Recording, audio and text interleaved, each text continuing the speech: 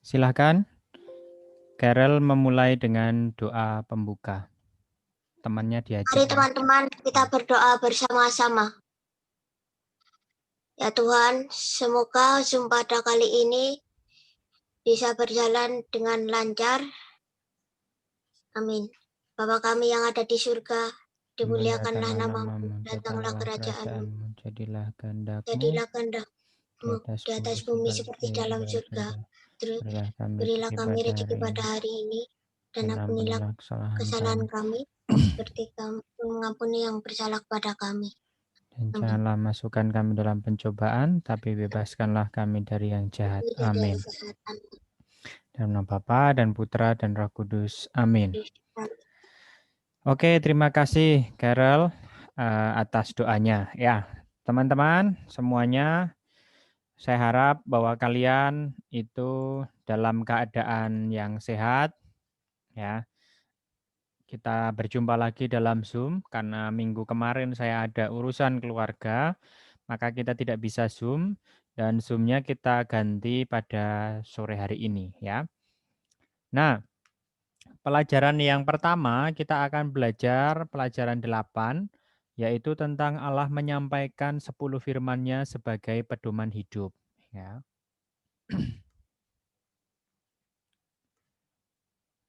Nah, teman-teman, pelajaran yang kemarin itu kita belajar tentang bagaimana mengembangkan diri dengan bekerja sama ya.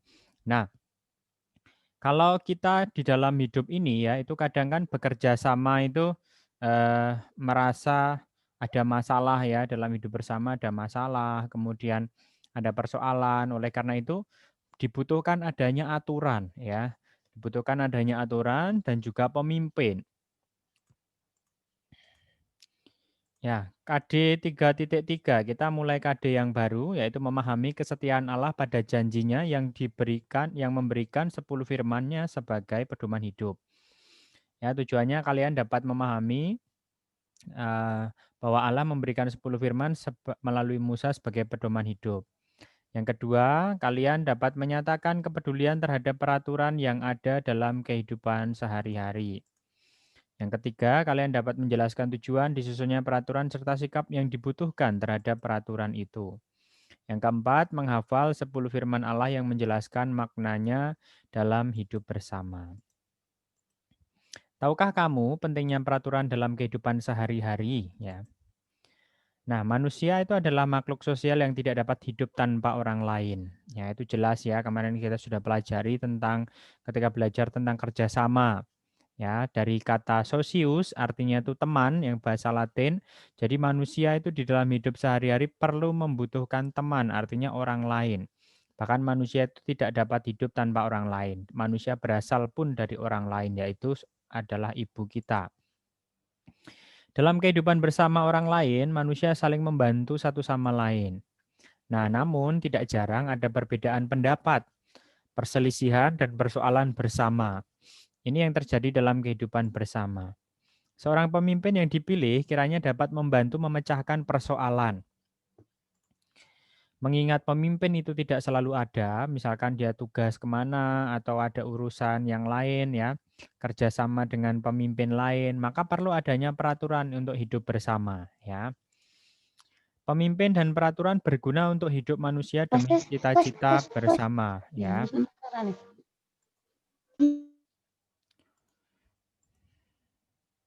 Pada pelajaran ini kita akan belajar pentingnya pemimpin dan peraturan dalam hidup bersama.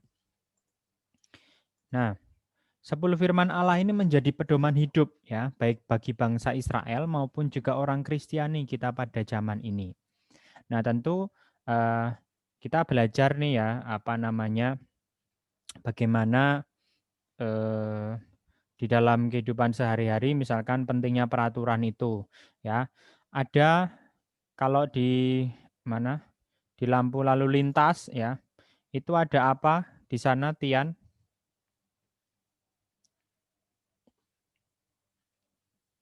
Kalau di lampu lalu lintas itu ada apa, Tian? Di sana, Tian? Di lampu lalu lintas itu ada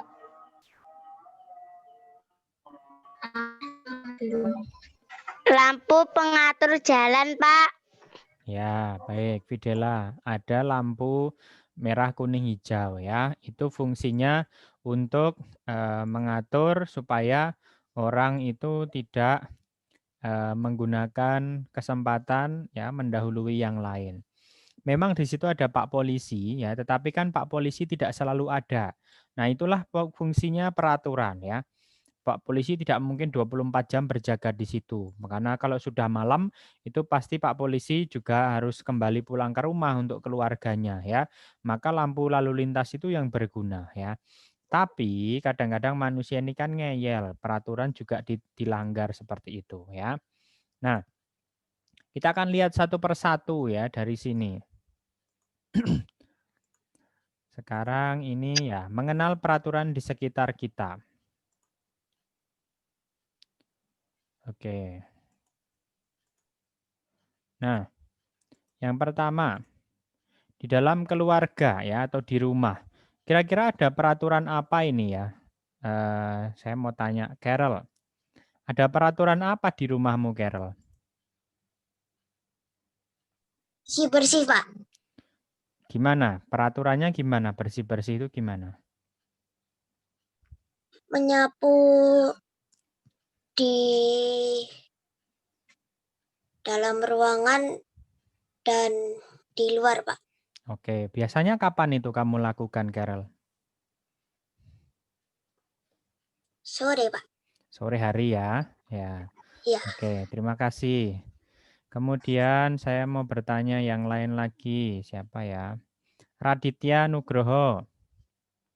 Radit, halo, nyalakan mikrofonnya Radit. Ya, Radit, ada peraturan apa Radit di rumah Radit?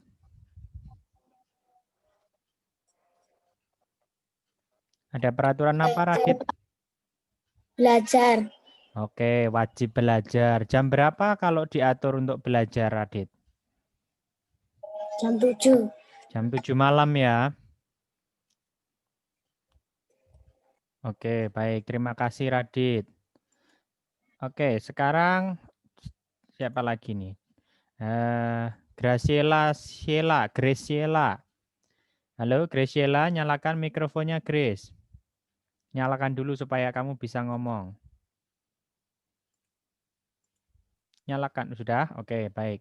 Nah, Grace, ada peraturan apa Grace di rumahmu, Grace? Berdoa sebelum makan dan merapikan tempat tidur. Oke, luar biasa ya. Berdoa sebelum makan dan merapikan tempat tidur. Kalau Cahya? Halo Cahya, nyalakan mikrofonnya Cahya. Ada peraturan apa Cahya di rumahmu?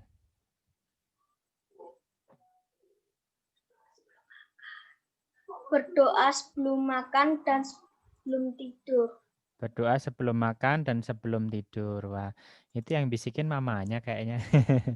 Oke, baik. Terima kasih teman-teman ya. Saya akan melanjutkan dulu. Nanti saya tanya yang lain ya.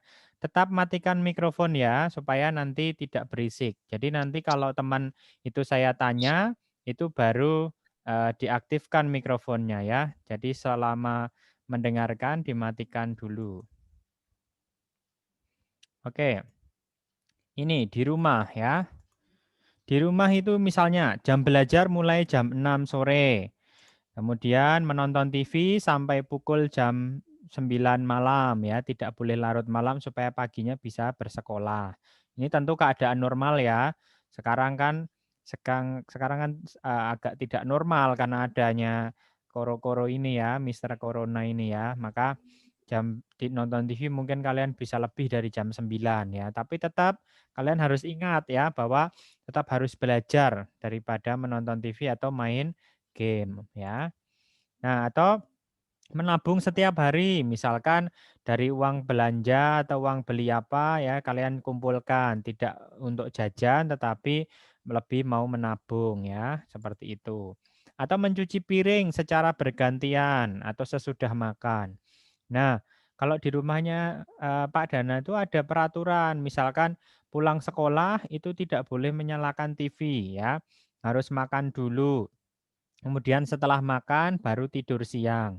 Kalau mau nonton TV ya setengah jam saja. Terus kemudian tidur siang. Setelah tidur siang, sorenya nanti sudah harus mulai bekerja ya. Nah, kan Pak Dana punya adik 2 ya, waktu itu waktu masih kecil ya. Harus ngurusin adiknya. Kemudian ikut bantu masak, cuci piring, cuci baju juga sendiri ya. Itu SD kelas 6 sudah dibiasakan atau kelas 5 sudah dibiasakan saya ya. Seperti itu ya. Sehingga kalau sudah gede nanti sudah hidup mandiri bisa ngerti ya, peraturan itu sudah tidak lagi harus dioyak-oyak, harus dikejar-kejar oleh orang tuanya, tetapi nanti sudah otomatis bisa menjalankan sendiri ya. Itu kalau peraturan di rumah. Sekarang ini juga misalkan dilarang merokok ya, tentu saya juga percaya bahwa kalian tidak merokok ya.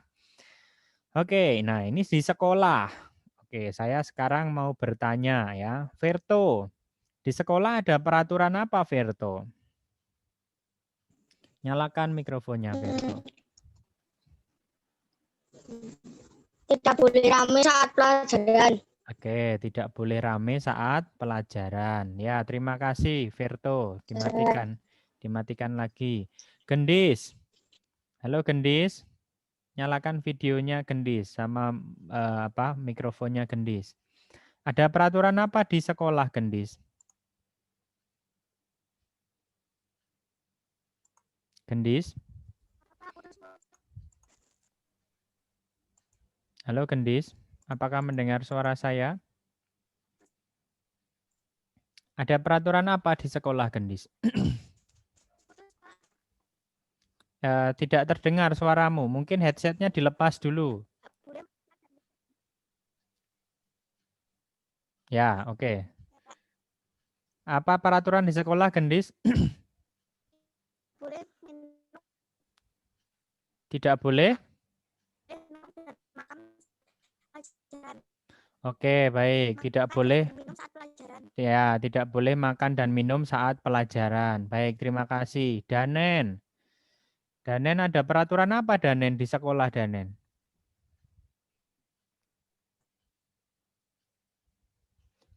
Yang kamu tahu apa, Danen? Buang sampah pada tempatnya, Pak. Oke, Tidak terus boleh sembarangan. ya, terus apa lagi? Satu lagi, Danen.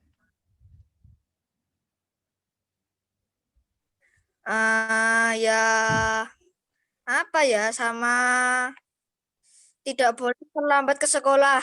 Ya, berarti masuk datang tepat ke sekolah tepat waktu ya, Danen ya. Oke, terima kasih. Iya, Pak. Selanjutnya Naya. Naya mau menambahkan ya, silakan dinyalakan mikrofon sama videonya. Ada peraturan apa di sekolah, Naya? Halo Naya. Naya, halo.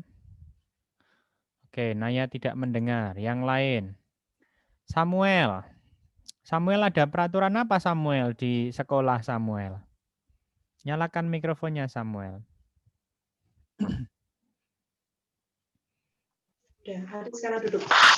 Duduk. Tidak boleh terlambat. Oke, tidak boleh terlambat. Ya, sama. Yang lain apa? Tadi sudah disebut Danen. Ada nggak yang lain kira-kira Samuel? Oh. Apa Samuel?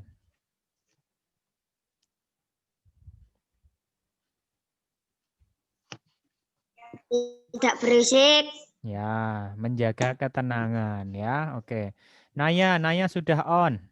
Apa Naya? Mau menambahkan apa Naya? Peraturan di sekolah Naya?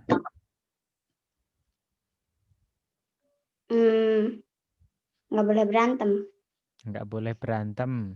Ya, maksudnya rukun ya dengan teman-teman ya. Oke, Naya mungkin Ya. videonya nanti dinyalakan ya supaya biar kelihatan wajahnya. Baik, selanjutnya ya kita akan melihat di sini ya. Nah, ini peraturan yang ada di sekolah. Nah, di sekolah misalkan masuk jam 7 pagi ya, masuk jam 7 pagi. Kemudian selain itu tidak boleh membawa HP ya. Oke, kira-kira apa tujuannya nih ya? Supaya kita fokus dalam belajar. Lalu melakukan piket sesuai jadwal ya. Ini dilatih kita untuk menjaga kebersihan kelas dan juga melatih kita untuk menjadi bertanggung jawab. Memberi salam kepada Bapak Ibu guru dan teman-teman ya ketika bertemu, ketika mau pulang atau ketika ganti jam pelajaran ya itu memberi salam ya. Supaya kita itu menjadi orang yang ramah, sopan dan santun. Oke, itu di sekolah. Nah, sekarang di masyarakat. Ya, saya mau tanya nih, Verto. Verto, di masyarakat ada peraturan apa, Verto?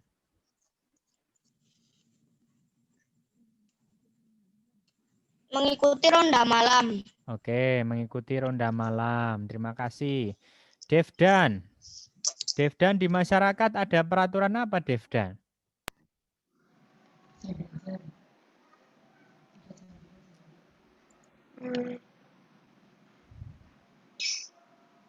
Membuang sampah di tempatnya. Oke, terus apa lagi?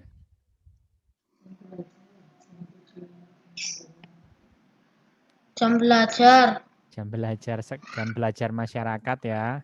Ya, terima kasih ya Mama sudah membisiki. Oke, Fidelis Edgar. Fidelis Edgar apa di masyarakat, Fidelis? Peraturan di masyarakat, Fidelis Edgar. Halo Fidelis Edgar, nyalakan mikrofonnya dulu.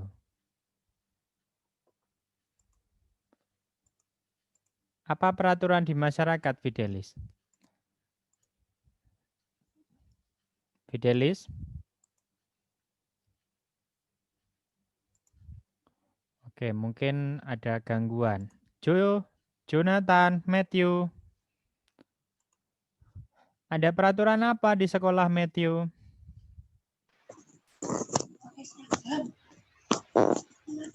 Di masyarakat, Pak. Di masyarakat. Menaati lampu lalu lintas. Menaati lampu lalu lintas. Ya, terima kasih. Ini sudah di BCI juga.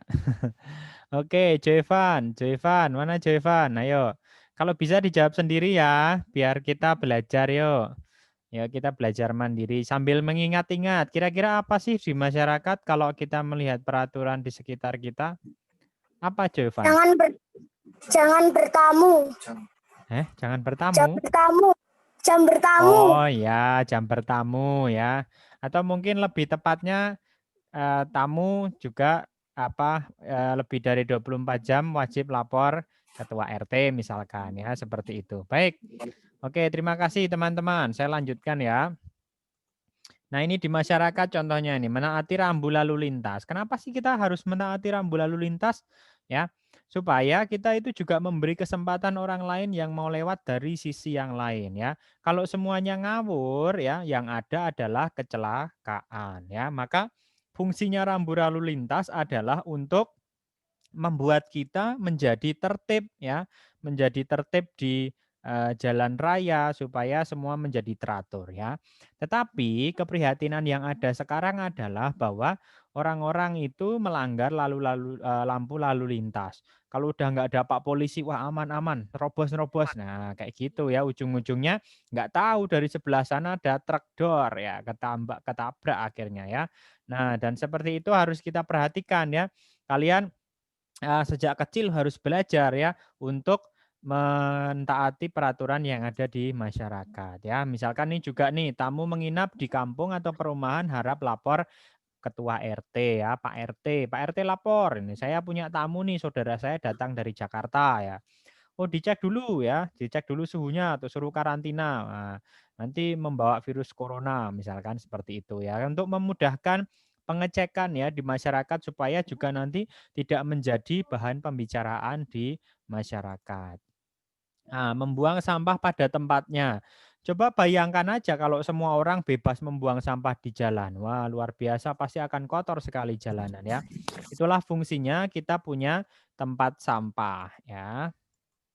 Oke. Nah, saya lanjutkan ya. Tidak mencoret-coret tembok ya. Nah, ini juga nih yang yang menjadi keprihatinan nih. Kadang-kadang ya tidak hanya di jalan-jalan ya. Saya tadi siang ya, itu saya pulang dari kerja ya, dari sekolah, saya ini lewat di underpass Jombor ya, lewat di underpass Jombor yang terowongan bawah itu ya. Nah, di sana itu ada apa namanya, di lorong itu di dindingnya sudah ada tulisannya macam-macam ya. Nah, itu salah satu contoh tindakan untuk tidak menghargai orang lain ya, mengotori tembok atau mengotori dinding. Nah, ini kadang-kadang saya juga menemukan nih kalau di mana sekolah nih ya, dindingnya coret-coretan ya, ditulisi ya, misalkan, Fidel love siapa gitu ya, atau Tian love siapa ya, itu dilarang ya, supaya apa, kelasnya menjadi bersih ya, kelasnya menjadi rapi ya, seketika ada tamu nanti tidak malu kita ya, untuk dinilai seperti itu, ya. Nah, teman-teman, itulah fungsi dari, peraturan ya. Kalau kalian misalkan tadi di kelas misalkan mencoret-coret tembok ya, sebenarnya yang senang mencoret-coret itu siapa sih? Ya, anak-anak TK ya. Kalian kan sudah gede nih, sudah kelas 4, maka tidak saatnya lagi untuk mencoret-coret tembok ya. Saya akan melanjutkan. Nah, ini pentingnya disiplin atau mentaati peraturan. Oke, saya minta, Matthew untuk membaca paragraf pertama. Matthew, silahkan. Judulnya dibaca dulu apa enggak, Pak? Ya, silahkan dibaca. Pentingnya disiplin atau menaati peraturan. Mengetahui sebuah aturan dan menaatinya adalah sangat penting dalam upaya mencapai tujuan yang berhubungan dengan aturan terkait dalam kehidupan kita. Di mana-mana akan kita temui peraturan baik itu tersurat atau hanya tersirat. Contohnya ada aturan minum atau pemakaian obat, ada aturan penggunaan sebuah alat, ada aturan main dalam permainan atau games, dan sebagainya. Oke, baik. Terima kasih. Matthew, tahu nggak artinya tersurat dan tersirat? Tahu nggak Matthew?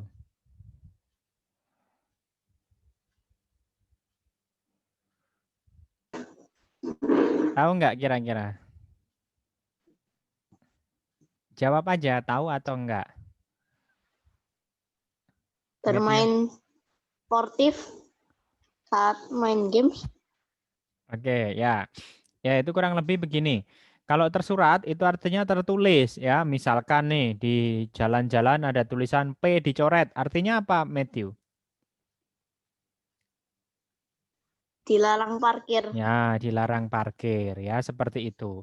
Kemudian kalau tersirat ya, itu misalkan memberi salam ya, memberi salam kepada orang lain ya, atau memberi salam kepada Bapak Ibu guru ya. Itu kan tidak tersurat atau tidak tertulis, tapi otomatis kalian tidak usah ditulisi. Misalkan Bapak Ibu guru pakai kalung kertas tulisannya tolong berikan saya salam. Nah, kan tidak perlu seperti itu, tapi otomatis kalau datang selamat pagi Bu, selamat pagi Pak, ya seperti itu ya. Itu namanya tersirat atau tidak perlu tertulis tapi otomatis ya. Oke. Lanjutnya Danen, paragraf berikutnya. Silakan dibaca. Nanti berikutnya Tian ya. Ayo silakan Danen. Halo Danen. Apakah Danen masih di situ? Halo Pak, Ya. Yuk dibaca Danen. Paragraf kedua. sudah banyak kejadian-kejadian fatal yang bahkan sampai merenggut nyawa akibat orang melanggar aturan atau peraturan atau disiplin. Contoh ringan, misalnya seseorang menggunakan obat batuk sirup tanpa membaca aturan pakai. Dia oles-oleskan obat batuk itu di lehernya dengan harapan menghangatkan dan mengurangi batuknya. Anda bisa bayangkan apa yang terjadi. Hehe, ini contoh berlebihan yang kemungkinannya sangat kecil dan saya hanya ingin membuat Anda senyum-senyum membacanya. Ya, tahu ya maksudnya ya. Jadi sudah banyak kejadian fatal yang bahkan sampai merenggut nyawa akibat orang melanggar aturan ya. Nah, ini ada kejadian ini di tempat saya ini ya. Jadi waktu itu mati lampu ya, mati lampu, terus kemudian menyalakan apa namanya? Menyalakan lilin ya. Jadi lampunya remang-remang. Lalu seorang ibu itu pengen mengambil balsem untuk kerokan seperti itu karena masuk angin ya. Tapi yang diambil malah lem ya, jadi lengket semua badannya ya karena nggak ada nggak kelihatan tulisannya balsem. Nah, yang lebih parah lagi juga masih di dalam kejadian yang sama yang apa namanya gelap ya, lampu-lampunya mati ya. Kemudian ada seorang bapak ya yang mau netes mata tapi yang diambil malah kalpanak ya, obat panu ya. Akhirnya masuk rumah sakit ya, matanya ditetesin obat kalpanak seperti itu ya. Oke, terima kasih. Tian selanjutnya. Contoh lain adalah penggunaan alat menanak nasi listrik tanpa mengetahui atau lupa aturan penggunaannya. Waktu itu anak saya mencoba memasak nasi.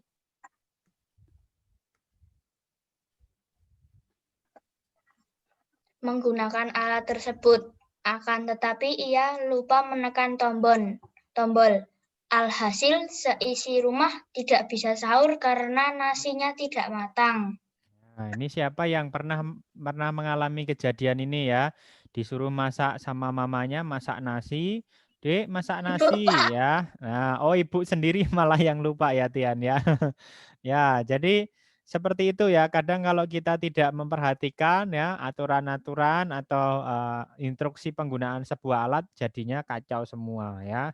Nah, saya juga pernah itu ya di rumah mau masak nasi, sudah semuanya lapar ya, lauknya sudah mateng, giliran dibuka, waduh masih beras gitu ya, karena lupa dicetekin ya. Oke, selanjutnya siapa ya? Sebentar, saya mau cari orang nih. Videla dibaca. Nanti berikutnya ini ya, siapa namanya ini? Grace ya, setelah Videla Grace, yang terakhir Grace. Yuk, Videla. Videla bisa mendengar? Bisa, Pak. Oke, dibaca Seperti selanjutnya. kita ketahui di sekolah juga ada aturan-aturan seperti yang saya baca pada artikel disiplin siswa di sekolah. Dalam artikel itu disebutkan bahwa seorang siswa dengan mengikuti kegiatan belajar di sekolah tidak akan lepas dari berbagai peraturan dan taat dan tata tertib yang diperlukan di sekolahnya. Dan setiap siswa dituntut untuk dapat berperilaku sesuai dengan aturan dan tata tertib yang perlu di sekolahan. Kepatuhan dan ketaatan siswa terhadap berbagai aturan dan tata tertib yang berlaku di sekolahan tidak bisa disebut disiplin siswa. Oke, terima kasih. Selanjutnya Grace.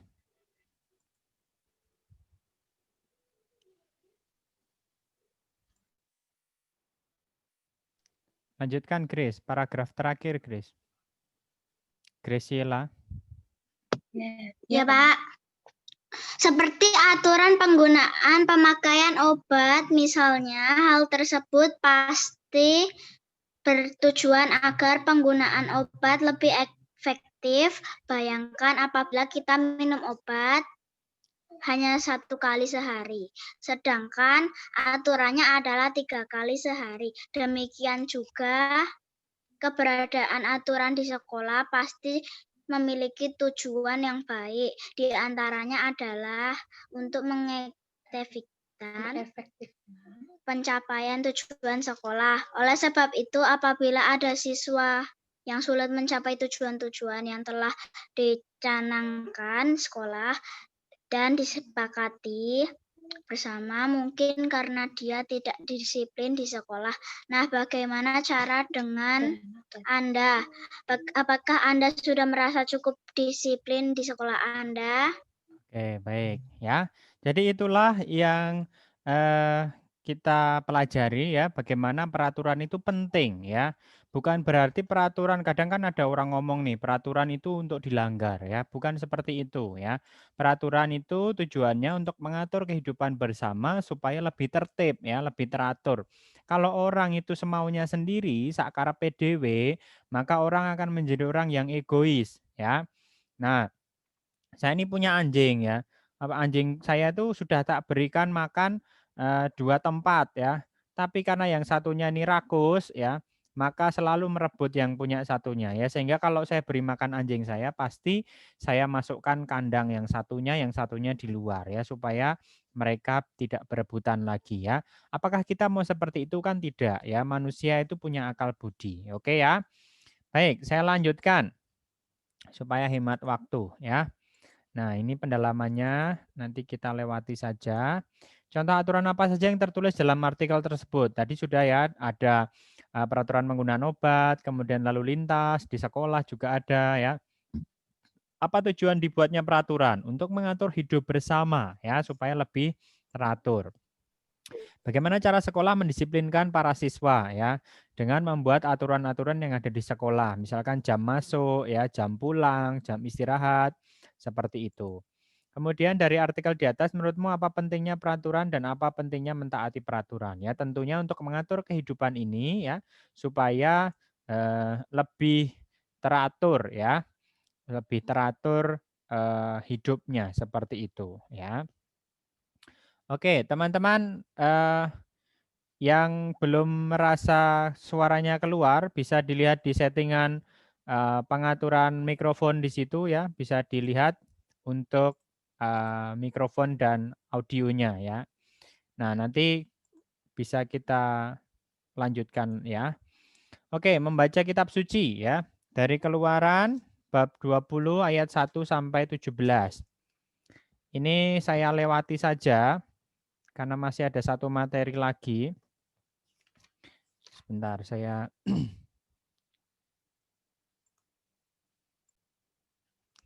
ya. Jadi di dalam peraturan itu ya, di dalam kitab Keluaran ini ada kisah bagaimana Allah menyampaikan 10 firman-Nya. Ya, ada 10 firman. Coba saya mau tanya nih, perintah yang pertama apa Quinsa? Nyalakan dulu mikrofonnya. Nah.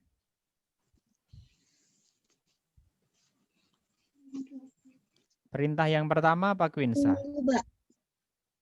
Tunggu, Pak. Oh ya, oke. Sambil mempersiapkan, dicari dulu. Ninggar perintah yang kedua ya nanti. Lalu Melvin perintah yang ketiga. Perintah yang pertama apa, Quinsa?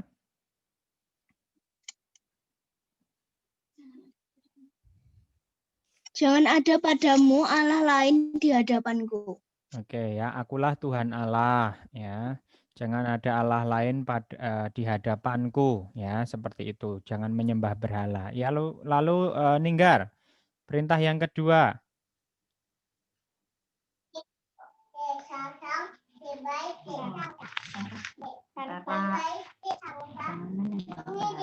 Ninggar, perintah yang kedua apa Ninggar? Ya, Pak. Jangan menyembah berhala. Oke, jangan menyembah berhala. Perintah yang ketiga, Cecil, siapa tadi? Saya menyebut siapa tadi ya? Cecil deh, Cecil.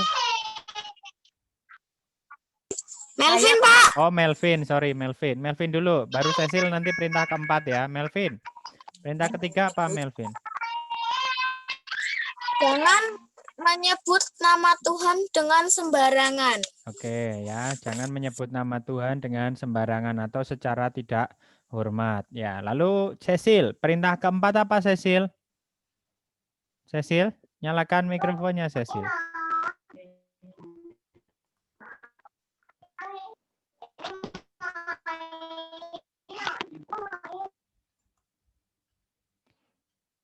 Cecil, halo. Oke, mungkin tidak terlalu mendengar. Lintang Dahayu. Perintah keempat apa Lintang? Lintang, nyalakan mikrofonnya, Lintang.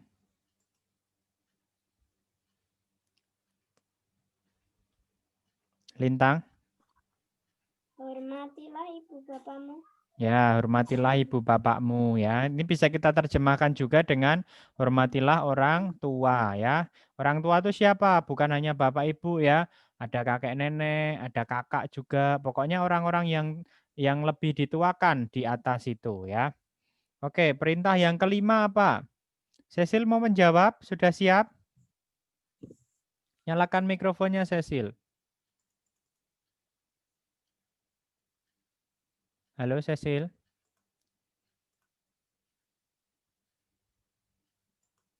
Cecil, perintah kelima apa, Cecil?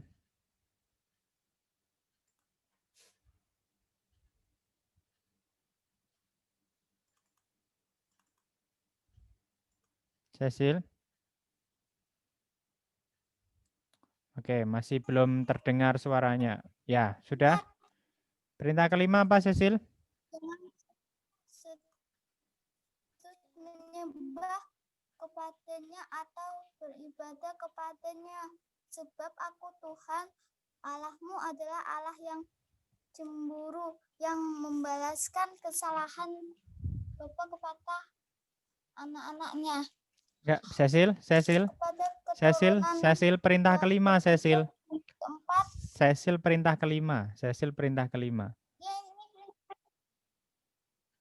perintah kelima. Iya, perintah kelima apa? Ini perintah kelima. Apa sih?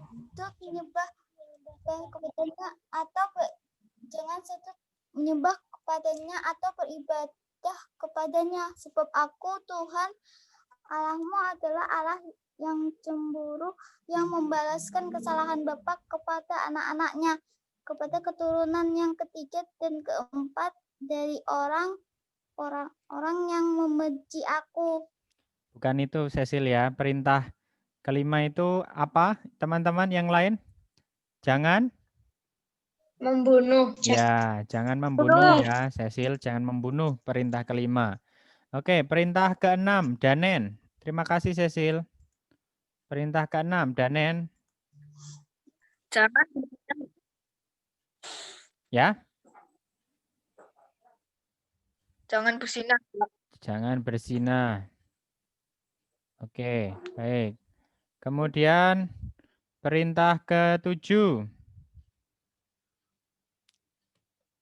Tian.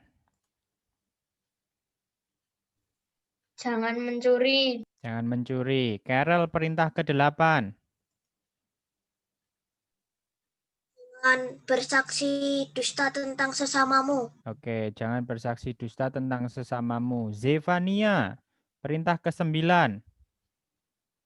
Jangan mengingini istri sesamamu. Oke, baik. Bayu Tiaga, perintah ke-10. Bayu. Perintah ke-10 apa, Bayu? Banyu, sorry. Banyu Tiaga Nijananda. Banyu. Perintah ke-10. Oke, mungkin ada masalah dengan ini ya. Zozo, perintah ke-10 apa, Zo? Zo?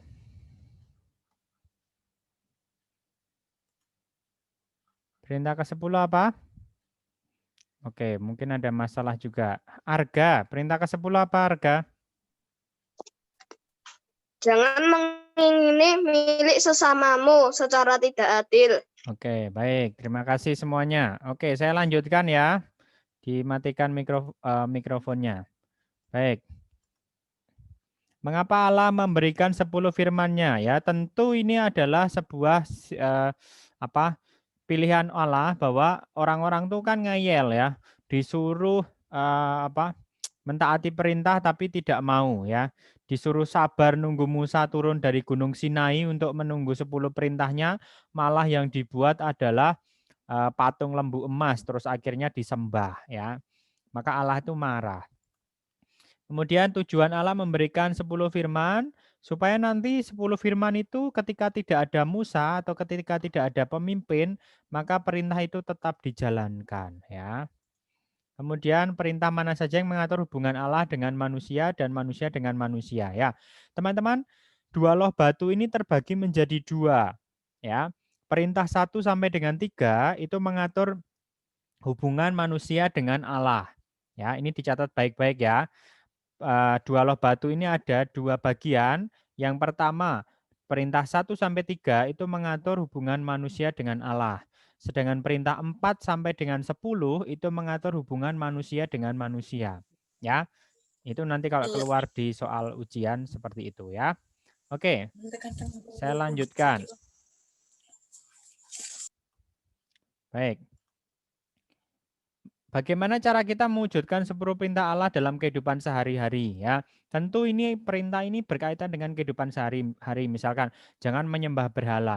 Apakah berhala yang dimaksud itu kita lalu menyembah setan, lalu kita menyembah patung-patung seperti itu? Tidak tentunya ya. Berhala pada zaman ini ya nanti di kelas 6 akan kalian pelajari ya. Berhala di zaman ini adalah macam-macam ya, mulai dari uang, kemudian game online ya, kemalasan ya, kemudian kenyamanan ya, itu berhala-berhala pada zaman ini ya. Kemudian saya lanjutkan, ini rangkumannya nih. Bentar. Manusia selalu hidup dalam kebersamaan ya. Dalam kebersamaan tersebut manusia dapat saling membantu untuk memenuhi kebutuhan hidup.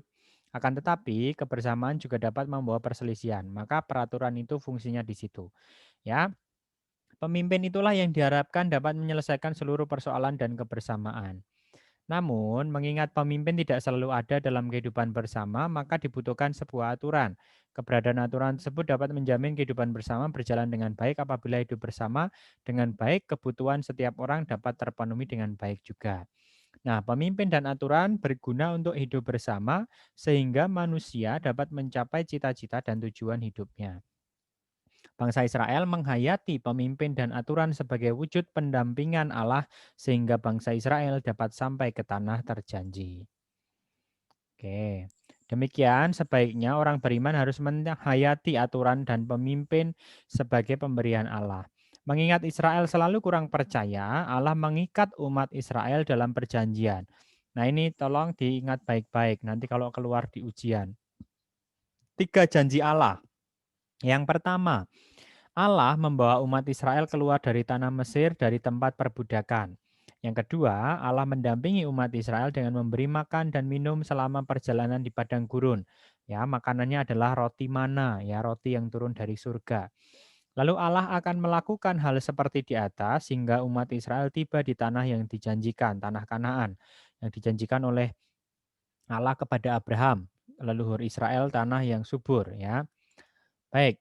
Kepada umat Israel pun Allah meminta mereka berjanji untuk melakukan sesuatu, yakni yang pertama menyembah Allah, tidak menyembah Allah lain, tidak membuat patung dan menyembahnya atau beribadah kepada patung tersebut.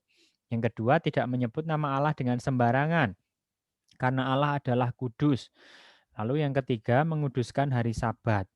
10 firman Allah menjadi pedoman bagi semua orang sampai saat ini karena 10 firman itu masih relevan dalam setiap zaman.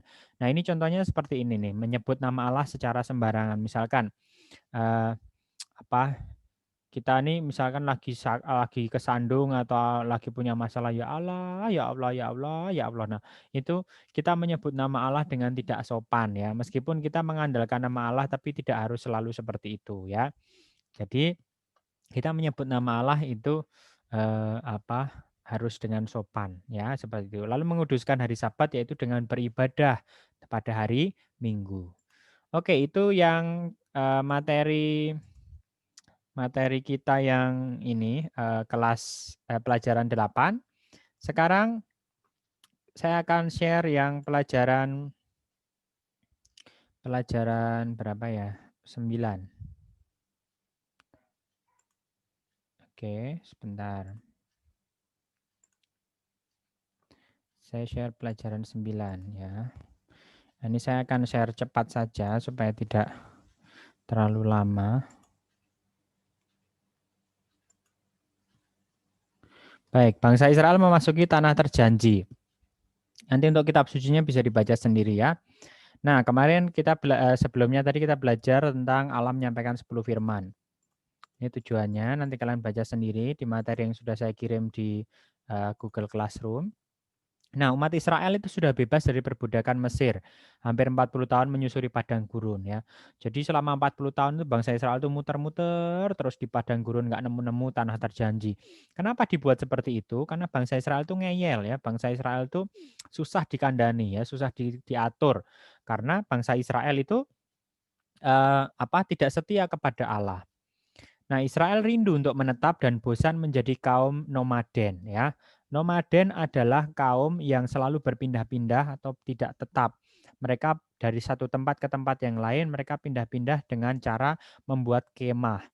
Ya, jadi kemanapun mereka pergi itu mereka membuat kemah ya, lalu dicabut dan kemudian kemahnya dibuat dibuat kemah di tempat lain seperti itu. Kemudian mereka merindukan tanah seperti yang dijanjikan Allah kepada Abraham. Allah telah mengutus Musa ya untuk membebaskan bangsa Israel dari perbudakan Mesir. Namun sebelum tugasnya selesai, Musa wafat dan Israel kehilangan seorang pemimpin. Israel bingung ya karena Musanya sudah mati. Akhirnya ya mereka mengangkat Yosua ya yang memang sudah ditetapkan oleh Allah untuk melanjutkan tugasnya Musa.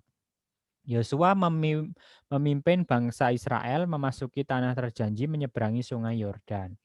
Allah senantiasa memberkati bangsa Israel sehingga senantiasa mengirimkan utusannya untuk mendampingi Israel. Melalui pelajaran ini kita berharap dapat semakin memahami kesetiaan Allah kepada kita semua seperti yang dikisahkan dalam sejarah bangsa Israel. Ya, ini nanti kalian baca sendiri supaya kita bisa diskusi ya. Ini nanti kalian baca sendiri. Nanti langsung diskusi aja kita. Langsung kita ke rangkuman ya. Baik, umat Israel sudah bebas. Ya, ini tadi sudah kita sebut ya. Nomaden itu adalah orang yang berpindah-pindah. Allah manggil Musa untuk menuntun Israel keluar dari tanah Mesir dan menyusuri padang gurun. Menjelang masuki tanah terjanji, Musa wafat. Lalu mereka kehilangan sosok pemimpin. Allah senantiasa memberkati bangsa Israel ya, namun sesungguhnya pemimpin yang utama adalah Yahweh. Jadi pemimpin bangsa Israel itu sesungguhnya adalah Yahweh atau Allah sendiri. Yosua itu hanya wakil Allah. Yosua meninggal dan akhirnya pemimpin Israel nanti digantikan hakim-hakim, nabi-nabi dan seterusnya sampai pada hari ini. Oke, itu yang bisa saya share ya. Sekarang saya buka kesempatan untuk bertanya ya. Silahkan yang mau bertanya tulis di chat dulu, Pak saya mau bertanya, baru saya sebut lalu baru ngomong. Atau raise hand juga boleh, langsung ngomong di situ tapi raise hand dulu dengan klik di tombolnya raise hand. Oke, silakan yang mau bertanya. Supaya kita ada diskusi. Ada yang mau bertanya?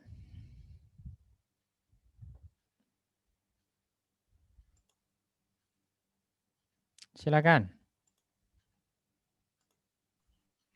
Tian, silakan Tian. Tuhan kan menyampaikan 10 firman Allah untuk pedoman hidup manusia. Itu enggak kurang, Pak, kalau cuma 10. Oke, itu sudah mewakili Tian. Apa yang menurutmu kurang kira-kira dari 10 perintah Allah itu? Yang kurang, yang tidak ada apa Tian? Contohnya?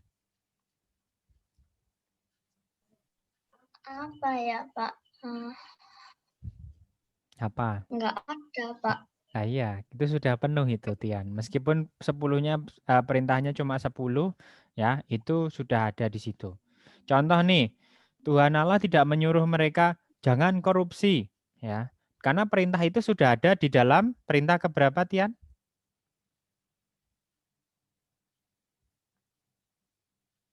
Ayo, jangan mengingini milik sesamamu secara tidak adil, perintah keberapa? Perintah berapa Tian? 10. Perintah ke-10 ya. Oke. Nah, Itu apa sih, Bu?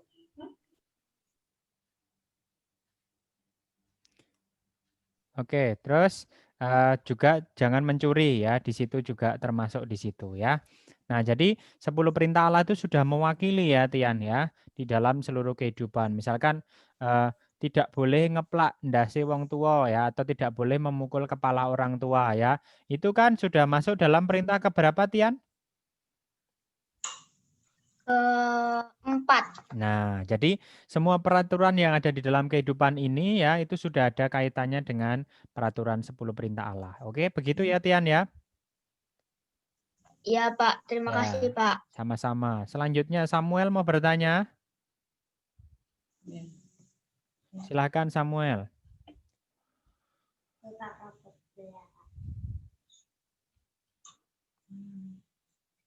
Silakan Samuel mau bertanya apa?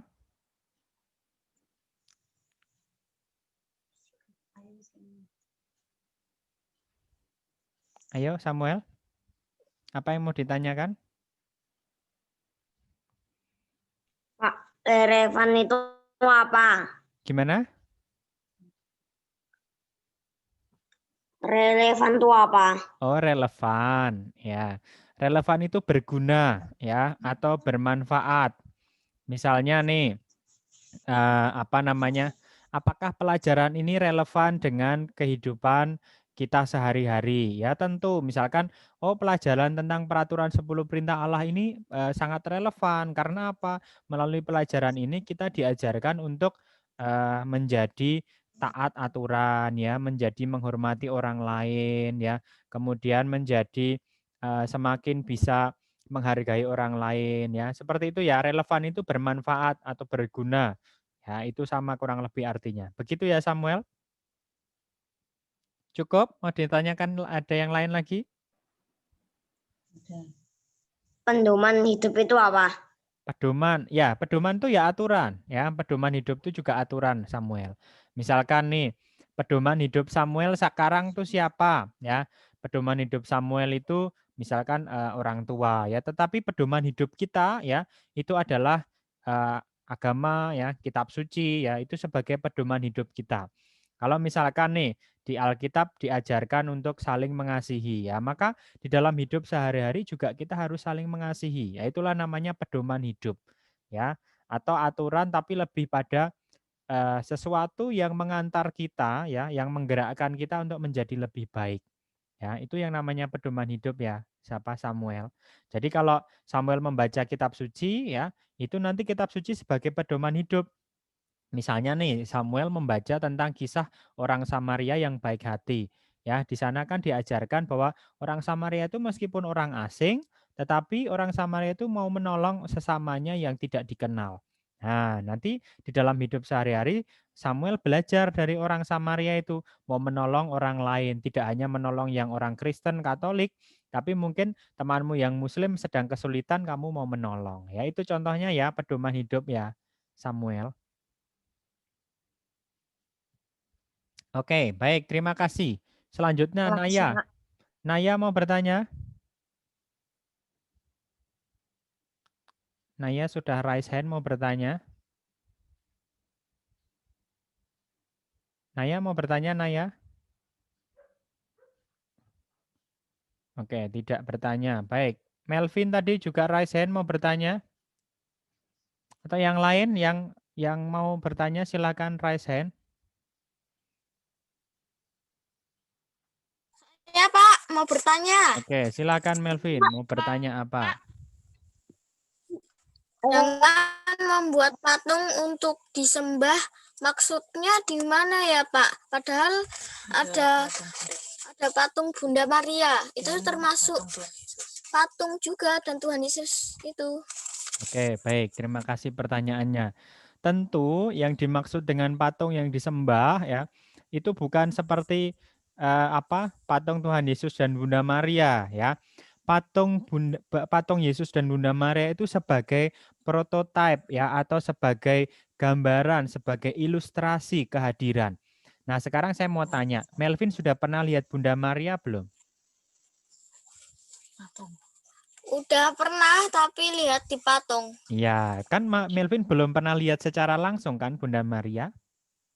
Iya, belum pernah. Nah, supaya Melvin itu tahu seperti apa wajahnya Bunda Maria, maka dibuatlah patung Bunda Maria, ya. Jadi patung Bunda Maria tidak disembah, ya, tetapi dipakai untuk berdoa. Supaya kita menjadi tahu, oh, wajahnya Bunda Maria itu seperti itu ya. Sehingga kalau kita berdoa terbantu ya. Oh, Bunda Maria, aku memandang wajahmu, ya. Meskipun yang dipandang cuma patung, tapi itu kita seperti memandang wajah aslinya, ya, seperti itu. Nah, contoh juga seperti ini ya. Kenapa kalau di gereja Kristen ya atau juga gereja Katolik itu ada perbedaan. Yang satu pakai salibnya ada Yesusnya, yang satu enggak ya. Itu juga soal simbol sebenarnya. Kalau misalkan di gereja Katolik itu ada salibnya ya karena memang salib itu mau menunjukkan bahwa itu salib Yesus. Bukan berarti Yesusnya disalibkan di situ terus, enggak turun-turun ya. Tetapi mau menunjukkan bahwa salibnya itu salib Yesus, bukan salib penjahat ya. Tetapi mungkin gereja Kristen Protestan punya kepercayaan yang lain ya. Jadi setiap orang punya maknanya sendiri-sendiri dalam menciptakan simbol. Ya, begitu ya, Melvin. Kalau di mana?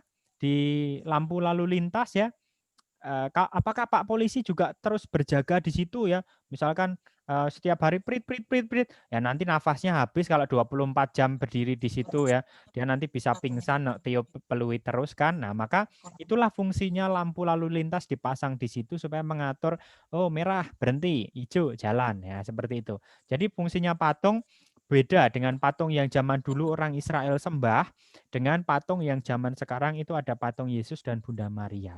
Ya, seperti itu ya.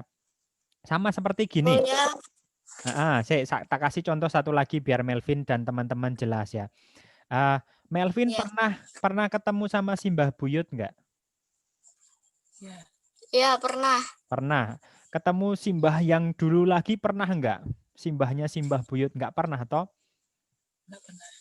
Nggak pernah. Nah, tapi kalau nanti Mama itu suruh cerita ya, Ma gimana sih wajahnya Mbah Buyut? Nah, Mama akan cerita gambarannya seperti apa. Syukur itu kalau ada fotonya. Jadi Melvin bisa melihat, oh gambarnya si Mbah Buyut itu seperti ini. Ternyata mirip ya sama aku gitu.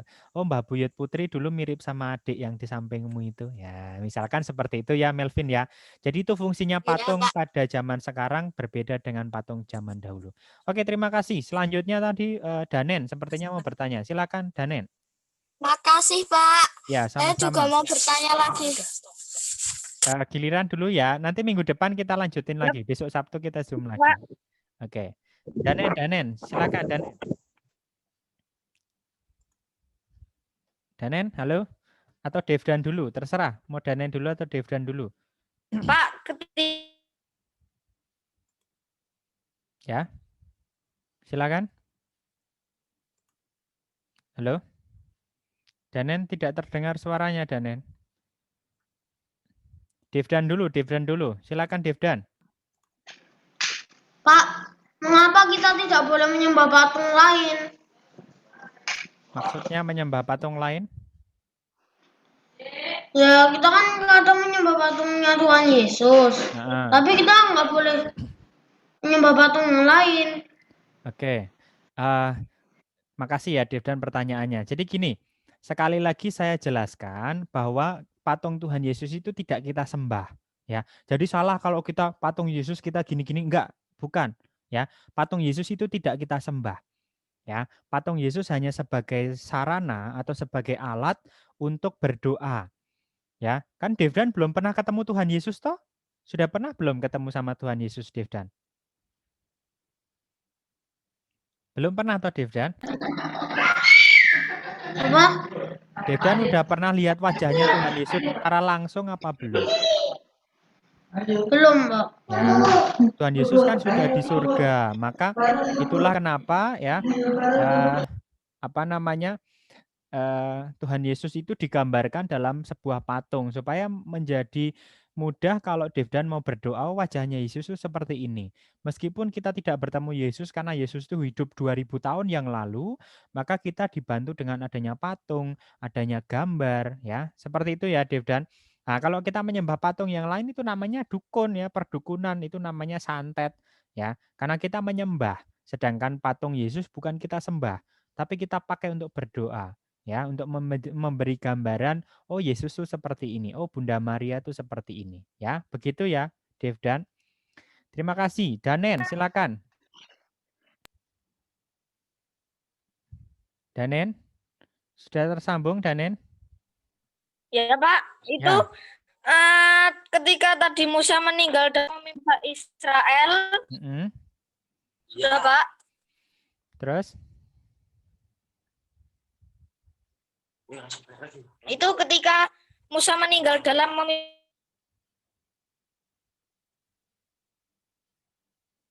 Suaranya putus-putus, Danen.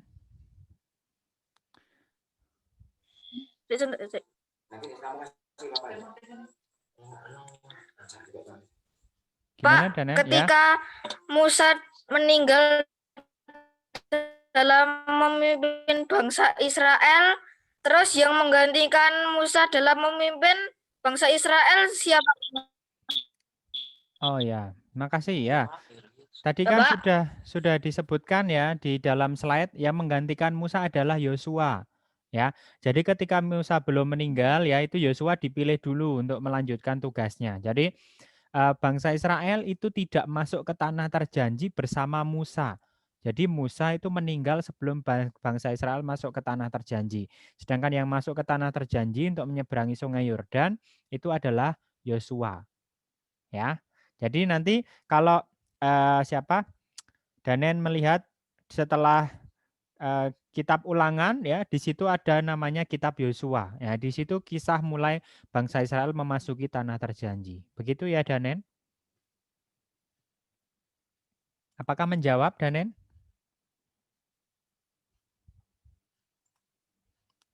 Oke, selanjutnya Paulus Cahya.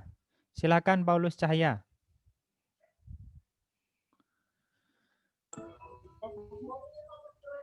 Mengapa Allah menyampaikan 10 firman kepada Iya, Pak. orang Soalnya Israel? putus, Pak. Ya, oke, cukup Danen ya. Nanti dilihat di YouTube. Ini sekarang temanmu Paulus Cahya mau bertanya. Silakan dilanjutkan Paulus Cahya. Diulangi pertanyaannya. Mengapa Allah menyampaikan 10 firman kepada orang Israel? Mengapa? Ya, jadi gini, tadi kan orang Israel ini kan punya apa namanya? Punya pemimpin yang namanya adalah Musa ya. Tapi kan Musa tidak selamanya hidup ya. Musa itu adalah seorang manusia, jadi bisa mati. Ya, maka Musa itu diberikan 10 firman supaya bangsa Israel itu nanti kalau Musa nggak ada itu peraturannya tetap jalan. Ya, jadi untuk mengatur kehidupan bangsa Israel, menggantikan posisi pemimpin kalau pemimpin itu sudah tidak ada lagi. Selain itu juga mengatur kehidupan supaya kehidupannya menjadi harmonis, menjadi teratur. Tadi kan saya memberi contoh nih di dalam apa namanya? Di dalam lampu lalu lintas ya itu kan dipasang warna merah, kuning, hijau ya itu ada aturannya. Nah, kadang kan Pak Polisi berdiri di situ nih misalkan lampunya mati atau listriknya mati, padam. Nah, fungsinya Pak Polisi itu untuk mengatur. Tapi Pak Polisi kan nggak mungkin sampai pagi hari terus malam nyemprit terus ngatur lampu lalu lintas kan pasti dia capek. Nah, maka itulah fungsinya peraturan ya. Jadi ada lampu lalu lintas itu ya. Itu 10 firman Allah juga seperti itu. Nah, ini nanti kalau kamu pahami dalam kehidupan di kelas misalkan di sekolah itu kita dilarang untuk ribut di kelas ya atau menjaga ketenangan lebih tepatnya. Nah, terutama kalau ada Bapak Ibu guru. Nah, nanti kalau Bapak Ibu guru itu pergi misalkan lagi ditinggal sebentar nih ke ruang guru mau ngambil minum atau mau ke kamar mandi, kalian ribut ya berarti kalian tidak mentaati aturan. Ya, jadi seperti itu ya. Fungsi aturan atau fungsi pedoman hidup itu untuk mengatur kehidupan manusia supaya lebih tertib. Begitu ya, Cahya? Ya, makasih Pak. Oke. Cukup atau masih ada? Waktunya habis teman-teman. Nah, kita lanjutkan besok hari Sabtu ya, supaya nanti tidak terlalu panjang kita upload di YouTube ya. Teman-teman yang belum bisa melihat, belum bisa mengikuti Zoom pada sore hari ini bisa bertanya nanti.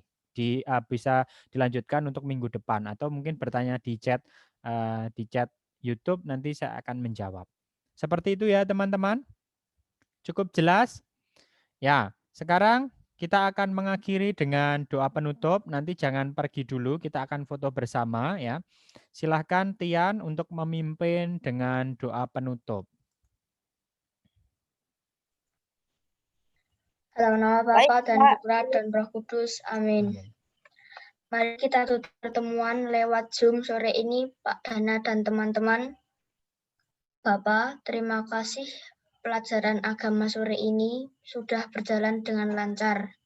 Semoga kami bisa mengambil segala kebaikan dalam pelajaran sore ini bagi hidup kami. Amin. Kemuliaan kepada Bapa, Putra, dan Roh Kudus, seperti pada permulaan, sekarang, dan selalu, dan sepanjang masa. Amin. Dalam nama Bapa, Putra, dan Roh Kudus. Amin. Oke, terima kasih Tian dan teman-teman ya.